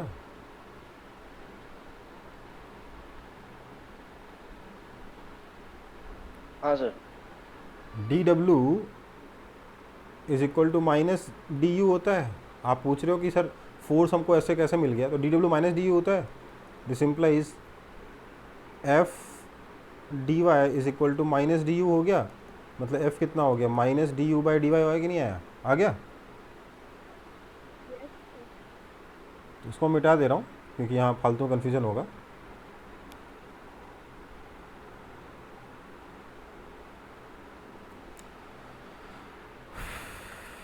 अब देखो यार, ये जो पोर्शन है ना, ये थोड़ा डिफिकल्ट है, इसमें कोई शक वाली बात नहीं है, लेकिन थोड़ा ही डिफिकल्ट है, बहुत ज़्यादा डिफिकल्ट नहीं है, राइट। इसका अगला वाला थोड़ा डिफिकल्ट है, विच इज़ जब कैपेसिटर बैटरी से कनेक्टेड होगा, तो लिखेंगे force on dielectric when capacitor is connected to battery. Okay, लिखेंगे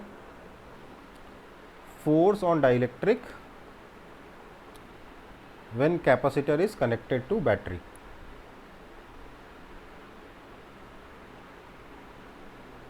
इसको कॉपी करने के बाद लिखेंगे, उसको भी आज ही खत्म करेंगे, चिंता ना करो, छोटा ही है वो।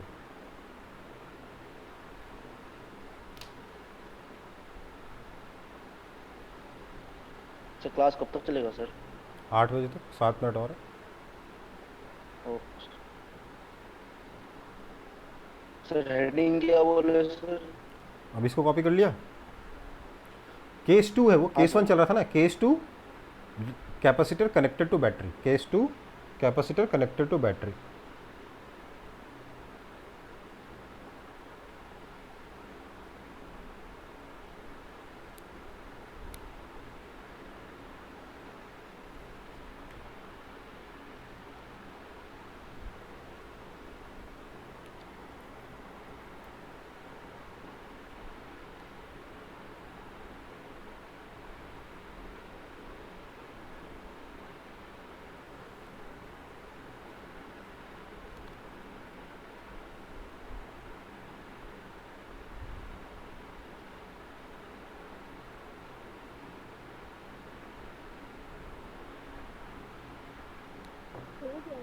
हो गया, आगे बढ़े।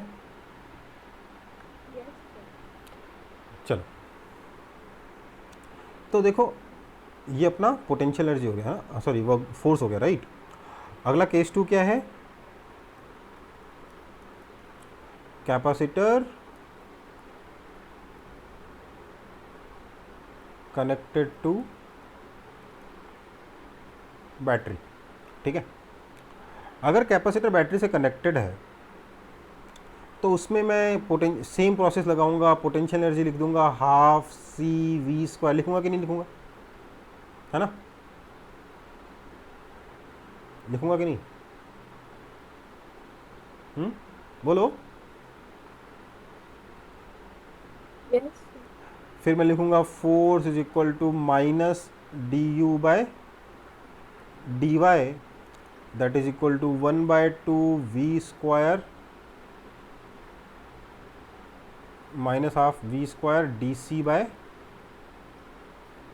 डी वाई, राइट, है ना, है ना, हाँ है ना।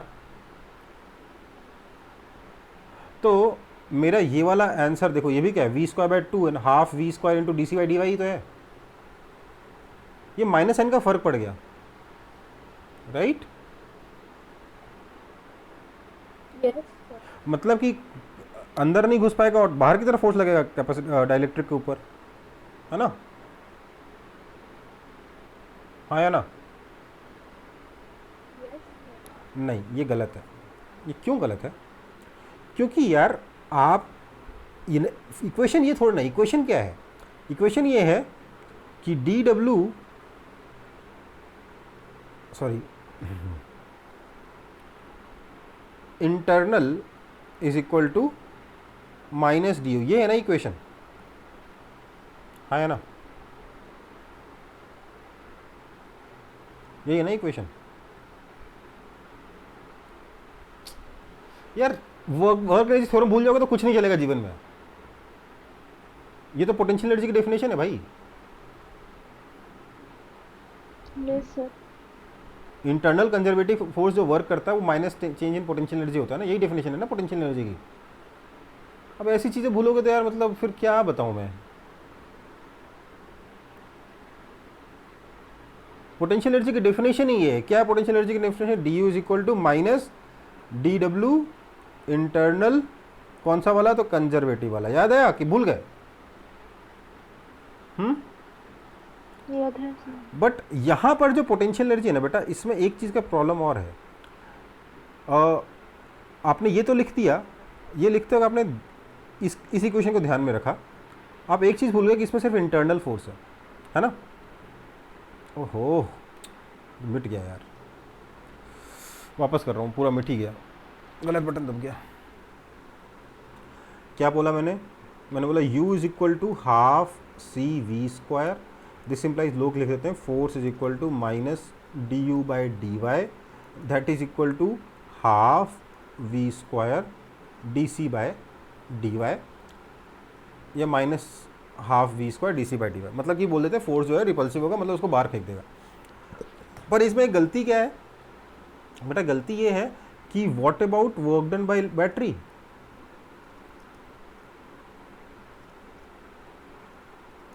एक्चुअली यहां पे इक्वेशन क्या बन रही है? Work done by battery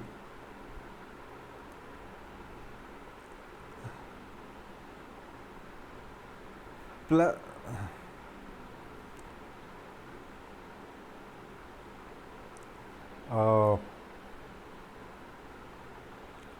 is equal to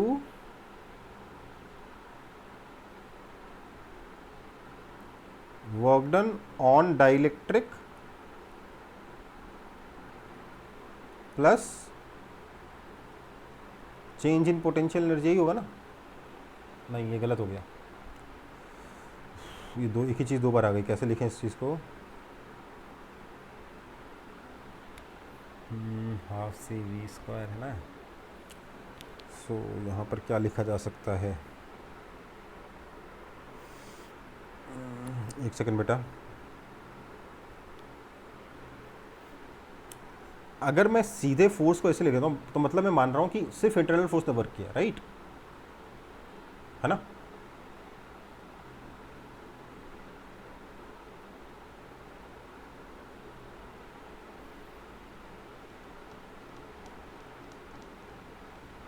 मैं खुद थोड़ा सा कंफ्यूज हो रहा हूँ।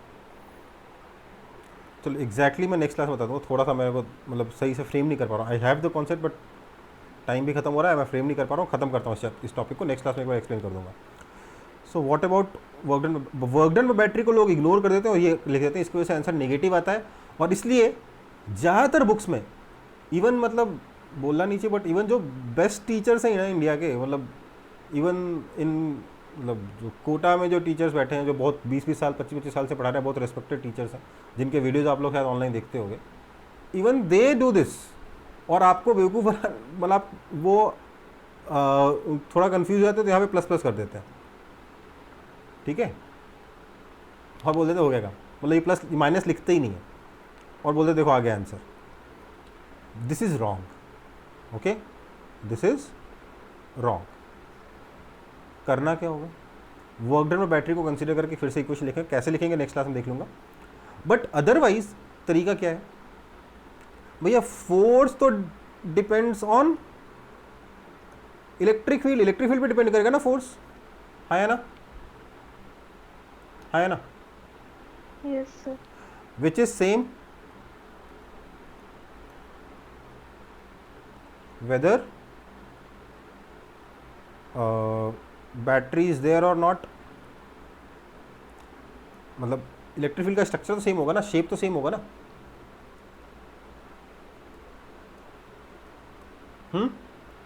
देयरफॉर फोर्स आप जो पिछली बार आया उसको डायरेक्ट यूज कर सकते हो। क्या? Q square by 2c square into D C by D Y. Directly एक तो ये तरीका है, दिस इज वन मेथड। दोनों तरीकों से, क्योंकि इलेक्ट्रिक फील्ड का स्ट्रक्चर वही है, फोर्स पे कोई फर्क नहीं पड़ना चाहिए। दोनों ही केस में डाइलेक्ट्रिक को अंदर ही सक किया जाएगा, बाहर नहीं ढकेला जाएगा, ठीक है बेटा? ओके। यहाँ पे Q और C नहीं गिवन होता, इसलिए क्या लिखोगे? V square by 2 times D C by D Y, ये लिखोगे, ठीक है।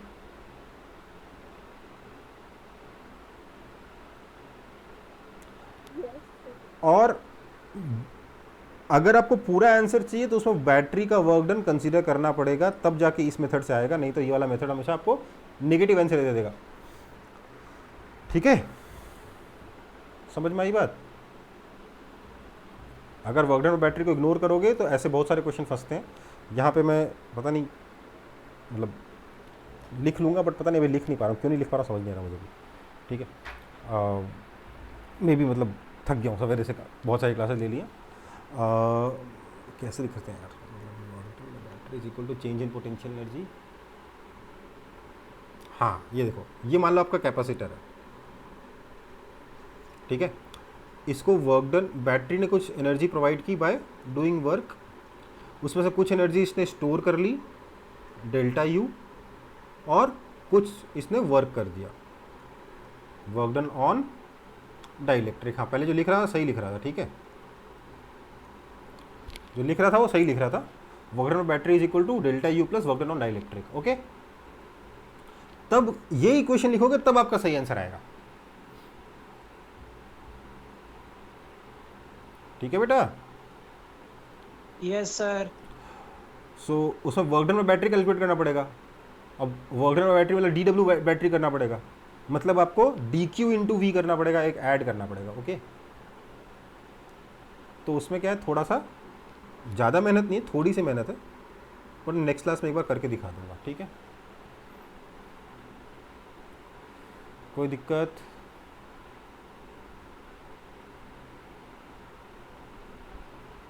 अभी टाइम ख़त्म हो गया, वरना 5 मिनट का टॉपिक है, वो ख़त्म हो जाएगा। सो मैं ये बताना चाह रहा हूँ कि क्योंकि वर्क डन और बैटरी को इग्नोर कर दिया गया, कई बुक्स में इग्नोर किया गया, एक जगह नहीं कई जगह इग्नोर किया गया, इवन जो मॉड्यूल मैंने आपको अपलोड करके दिया ना उसमें भी गलत दे रखा है, ठीक है। मैं आपको पहले ही बता दे रहा हूँ कि उसको देख के HCV में भी, HCV में ये टॉपिक कवर ही नहीं किया गया, ठीक है। ठीक है सर। आगे बढ़े फिर, या आगे क्या बढ़े, क्लास खत्म करें फिर। तो ज़्यादा कुछ बचा नहीं है इस चैप्टर में, बचा है पैरेलल प्लेट्स बचा है और एक दो मिसलेनियस टॉपिक्स हैं वो बचा है। सर्किट मैंने बोला जो कॉम्प्लेक्स सर्किट में अभी इस चैप्टर में कराऊंगा नहीं, करंट इलेक्ट्रिसिटी पढ़ाने के बाद कराऊंगा, ठीक है। सो नेक्स्ट क्लास में ये चैप्टर खत्म हो जाएगा, करंट इलेक्ट्रिसिटी शुरू भी हो जाएगा, ठीक है बेटा। नेक्स्ट क्लास आपकी थर्सडे को है ना, थर्सडे फ्राइडे होती है ना आपकी फिजिक्स क्लास, हाँ ठीक है। फिर मिलते हैं थर्सडे को, सर थर्सडे। ओके फिर मिलते हैं थर्सडे को। अभी के लिए tata bye bye. Thank you sir. Thank you बेटा, thank you sir. Thank you बेटा।